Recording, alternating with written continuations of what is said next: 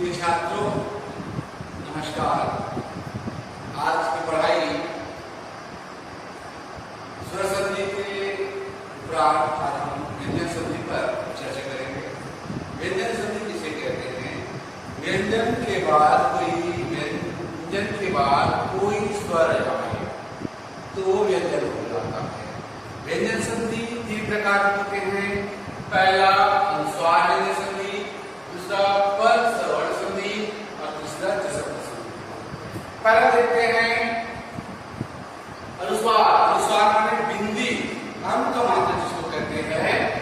यदि पहले शब्द के अंत में यदि कोई मां आता है तो सुन लें, यदि पहले शब्द के अंत में मां और उसके बाद कोई व्यंजन आए तो मां का अनुस्वार हो जाता है। इस तरह शब्द है जैसे सर्वत्र पुष्पाणाम विकासः भवति। यहाँ पर ये जो ना है इसको मां लिख सकते हैं। मां इस शब्द के अंत में आए, इस शब्द के अंत में मां है, मां ना लिख करके इसको क्या कर सकते हैं? इसको कहते हैं अनुस्वार। दूसरा देखते हैं पद सवर्ण व्यंजन संधि। अब इसको किसे कहते हैं? पद के अंत में मां को होने पर अनुस्वार के बाद यदि किसी वर्ग का कोई भी वर्ण हो उसे अनुस्वार को उसी वर्ग का पंचम वर्ण विकल्प हो जाता है। ध्यान दीजिए, पद के अंत में उदाहरण लेते हैं। अंतिम शब्द माया जानेंगे, हम तो मात्र डालेंगे। इसके बाद अगला शब्द आता है करोशी। ये करोशी है, करोशी हो जाएगा करोशी प्रावत करोशी।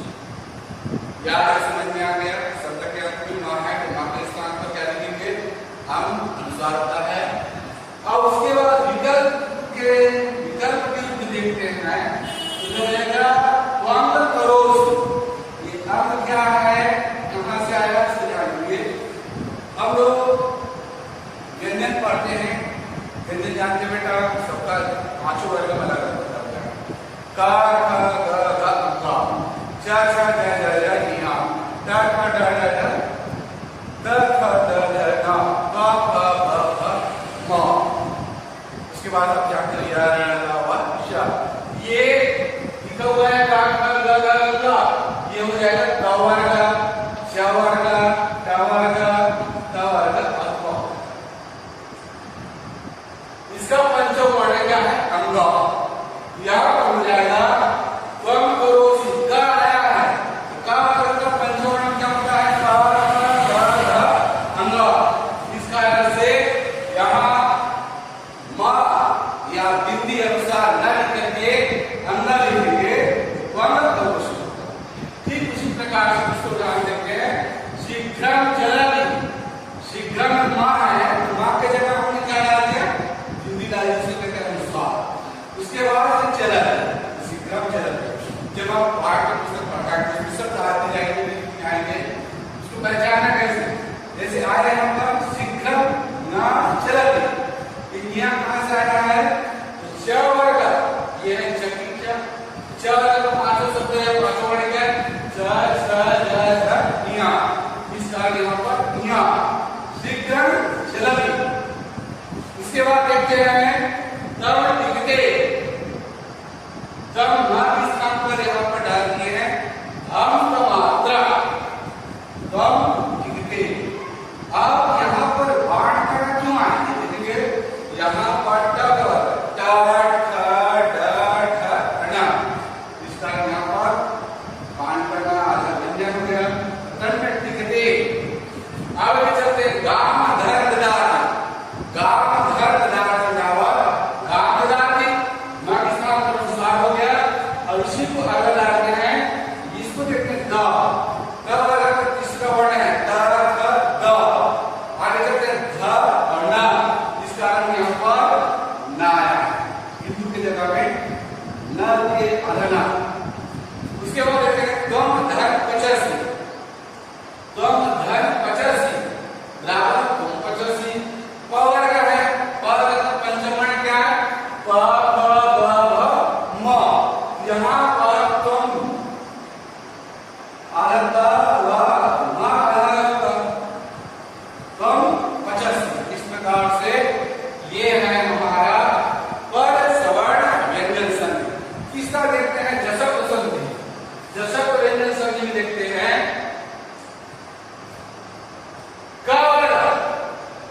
के बाद कोई उसी वर्ग का तीसरा वर्ण आता है, वह उसी वर्ग में बदल जाता है, या जो भी वर्ग आएगा वह उसी वर्ग का बन जाता है। जैसे दिक धन गजा, दिक धन गजा बराबर दिग्गजा, दिक धन गजा बराबर दिग्गजा होता है। क्यों?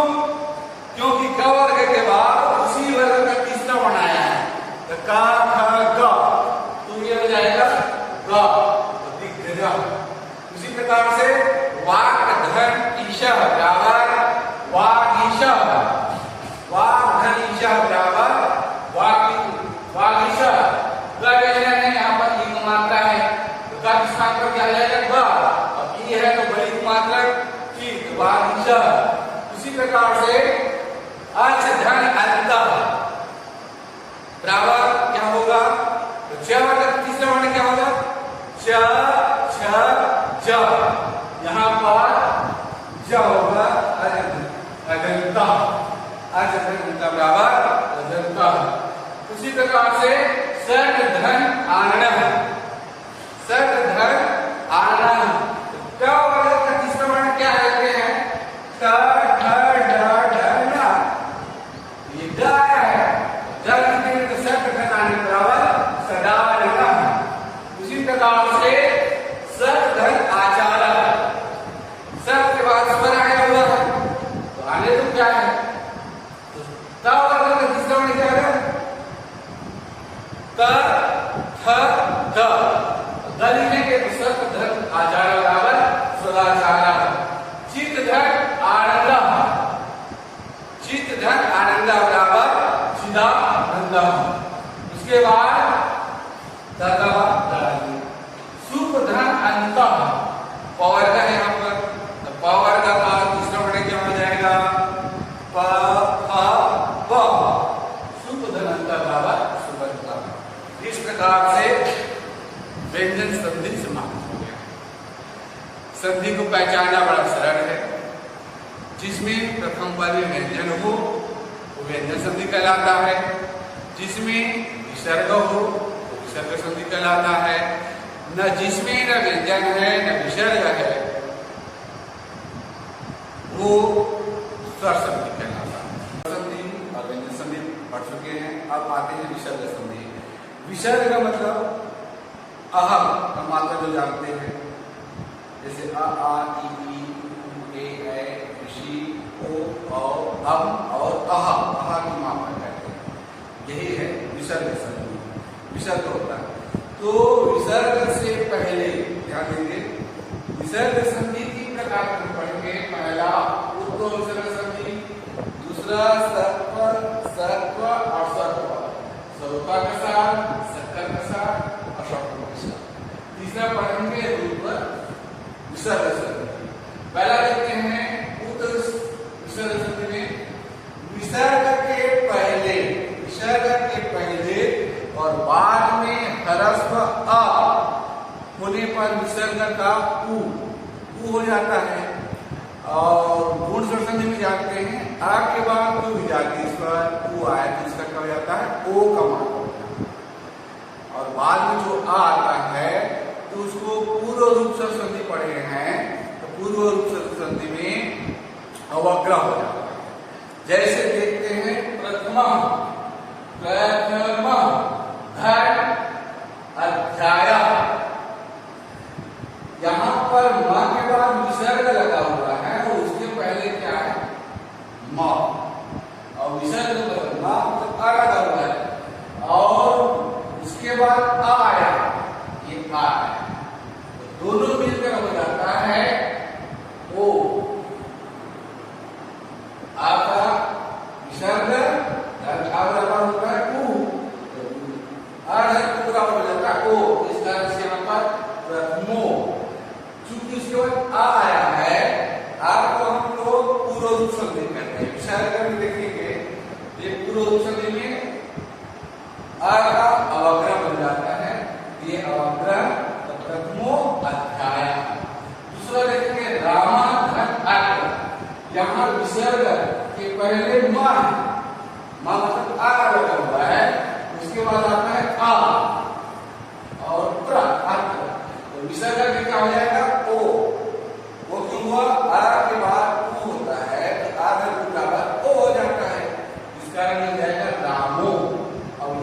आ लिखा हुआ है वो आ का पूर्व रूप संधि में अवग्रह हो जाएगा, तो ये अर्थ हो जाएगा। तो रामाधन उसी प्रकार देखते हैं स धन आपी, विसर्ग के बाद आया है तो उसका क्या जाएगा उ, तो उ का आधा बराबर ओ हो जाता है, इसका नियम पर सो। उसके बाद आ है तो आ का पूर्व रूप संधि में अवग्रह हो जाता है, इस कारण से अवग्रह का चिन्ह डालिए। स धन बराबर सो आपी, उसी प्रकार से क धन बराबर को आपी। ये हो गया पहला नियम। दूसरा नियम क्या है, विसर्ग के पहले, विसर्ग से पहले अ और बाद में हर्ष। हर्ष मतलब होता है वर्ग का तृतीय वर्ण, जैसे क का इसका वर्ण क्या है ग, जैसे क ख ग, च का च छ ज, ज वर्ण हो गया। उसके बाद क में देखते हैं क ख ग, उसके बाद प में देखते हैं प फ ब, ये इसका वर्ण होता है, इसको कहते हैं हर्ष वर्ण।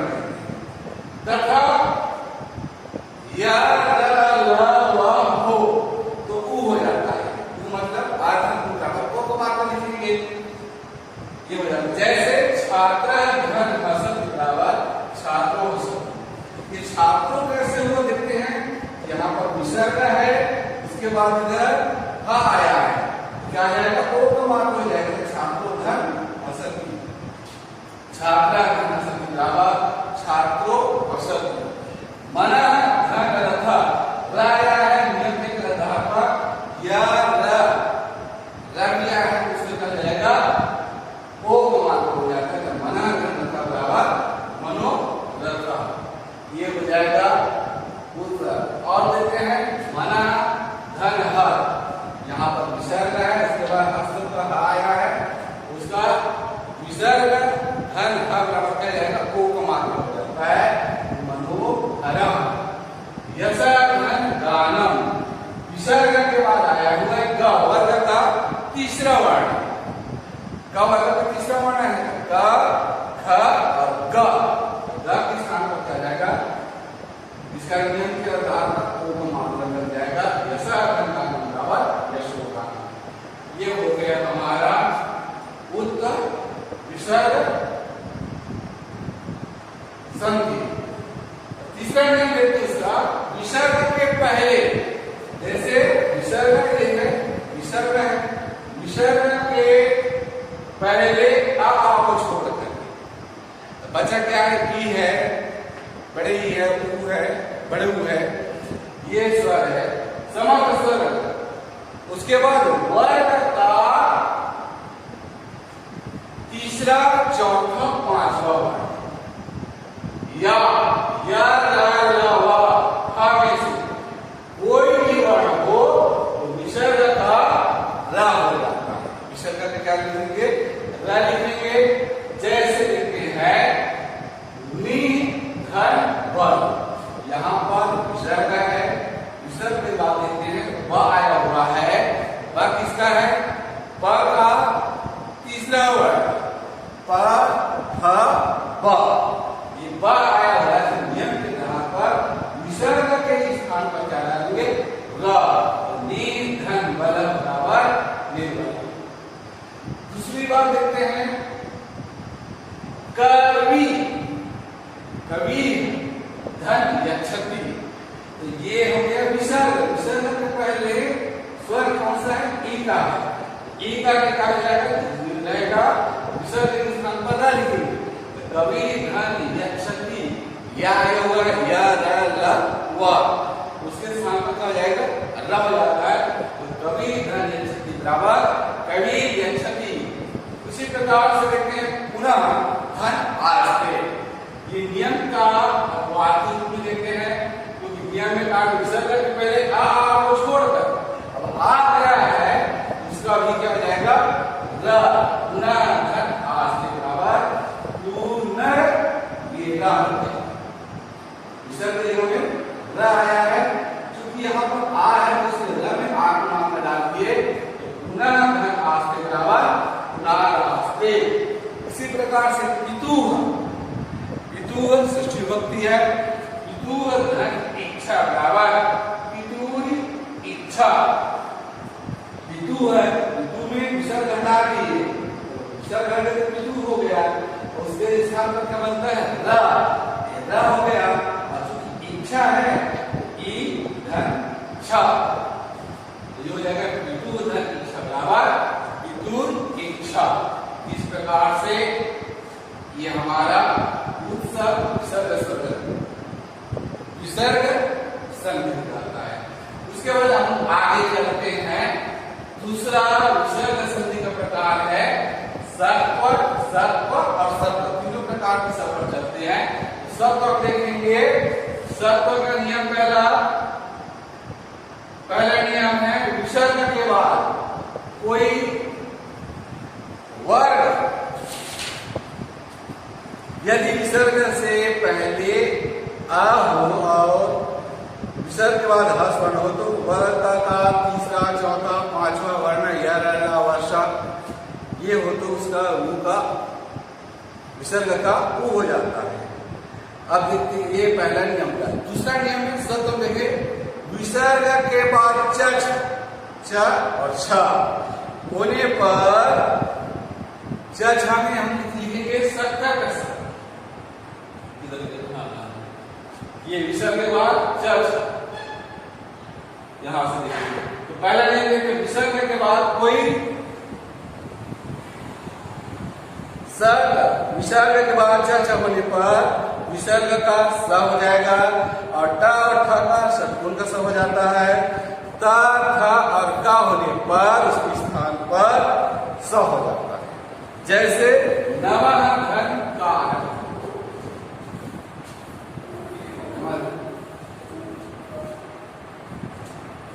नवः घन कार विसर्ग है, विसर्ग के बाद क्या है वर्ग का कवर का है, विसर्ग के स्थान पर क्या लिखेंगे सरुता का स, आधा स होगा, ये हो जाएगा नमस्कार। नमः घन ते, ये भी कवर का आया है, ये कवर का है, दूसरा वर्ग आया है, तो ये नमः घन ते बराबर नमस्ते होगा। उसी प्रकार से दूसरा नियम देखते हैं। नियम दूसरा, विसर्ग के बाद यदि च या छ आए उसके स्थान पर षटकोण का स नहीं होगा, नसरुता का स नहीं होगा, क्या अंश होगा शक्कर का स। जैसे घन छात्रा, ये विसर्ग है, विसर्ग की जगह हम क्या लिखेंगे ये शक्कर का स आधा रहेगा, ये हो जाएगा घन छात्रा बराबर दस छात्रा। उसके बाद घन चित च और श, चक्की च है तो उसके स्थान पर कौन सा लिखेंगे स शक्कर का श लिखेंगे, घन चित बराबर कश्चित। तीसरा देखो इसमें धनु धन टंकारा, ये देखते हैं यदि विसर्ग के बाद कोई ट थ आता है उसका षटकोण का स हो जाता है। जैसे धनु धन टंकारा, धनु धन टंकारा, विसर्ग के बाद ट आया है, इस कारण से विसर्ग के स्थान पर षटकोण का आधा स होगा। जैसे धनु धन टंकारा बराबर धनुष टंकारा। उसी तरह से रामः धन ठकुरा, विसर्ग के बाद ढेर आया है तो विसर्ग के स्थान पर क्या हो जाएगा आधा षटकोण का स होगा। रामः धन ठकुरा बराबर रावश ठकुरा होगा। उसी तरह से अब अगर चलते हैं इसको तीनों संधि हो गया, सत्व में देखेंगे सत्व और सत्व में सरुतक स किसमें आएगा विसर्ग के बाद कोई वर्ग, जैसे त थ और क आता है तो इसके स्थान पर तक्सा वाला स लिखेंगे। और विसर्ग के बाद यदि टट्टुटा ठेरा थ यदि आता है तो षटकोण का स, त और ठ के बाद कोई विसर्ग के बाद ट और ठ आता है तो वो हो जाता है षटकोण का स हो जाता है। इस प्रकार से इस तत्व विसर्ग संधि। अब इसके बाद चलते हैं रुत्व विसर्ग संधि। रुत्व विसर्ग संधि, विसर्ग के पहले अ और आ को छोड़कर कोई भी स्वर ई उ यदि स्वर आता हो या वर्ग का तीसरा, चौथा और पांचवा वर्ण हो, अर्थात जैसे क वर्ग में क और ख को छोड़ेंगे तो ग ख अंगा ये आता हो, या या र ल व ह वर्ण हो तो विसर्ग में र हो जाता है। विसर्ग के स्थान पर क्या लिखेंगे? रस्सी का र। जैसे देखते हैं उदाहरण स्वरूप लिखते हैं निधर बल, निधर बल ये विसर्ग है। इसके बाद देखते हैं ब, ये प वर्ग का तीसरी वर्ण प फ ब, विसर्ग के स्थान पर क्या लिखेंगे? र। निधन बला बराबर निर्बला। इसी प्रकार से देखते हैं कवि धन या क्षति, विसर्ग के बाद या है, या को उसके स्थान पर क्या लाते हैं? विसर्ग के स्थान पर र हो जाता है। कवि धन या क्षति बराबर कवि या क्षति। उसके बाद देखते हैं पुनः धन आश्रय, विसर्ग के बाद आ आया है तो आ के स्थान पर क्या लिखेंगे? र होता है। पुनः धन आश्रय बराबर विसर्ग के स्थान पर र, पुनः र विसर्ग के जगह क्या हो जाएगा? र। क्योंकि यहाँ पर आ का मात्रा है तो पुनः आश्रय हो जाएगा। इसी प्रकार से पितु धन इच्छा, विसर्ग के बाद विजाति स्वर ई आया हुआ है तो विसर्ग के स्थान पर हमको क्या लिखना पड़ेगा? र। और पितु धन इच्छा तो विसर्ग के स्थान में क्या पितु र, क्योंकि यहाँ पर ई है तो ई को मात्रा डालिए और च छाया को छ, पितु धन इच्छा बराबर पितु इच्छा। इस प्रकार से ये पूरा विसर्ग संधि भी समाप्त हो गया। और देखेंगे संधि को पहचानना बहुत सरल बात है बेटा। पहला, जिसमें हलंत हो या व्यंजन हो व्यंजन संधि कहलाता है। जिसमें प्रथम पद में विसर्ग हो वो विसर्ग संधि कहलाता है। जिसमें न व्यंजन है न विसर्ग है वो स्वर संधि। इस प्रकार से स्वर संधि को हम आसानी से समझ सकते हैं। तो आज की पठन पाठन में यहीं तक। जय हिंद।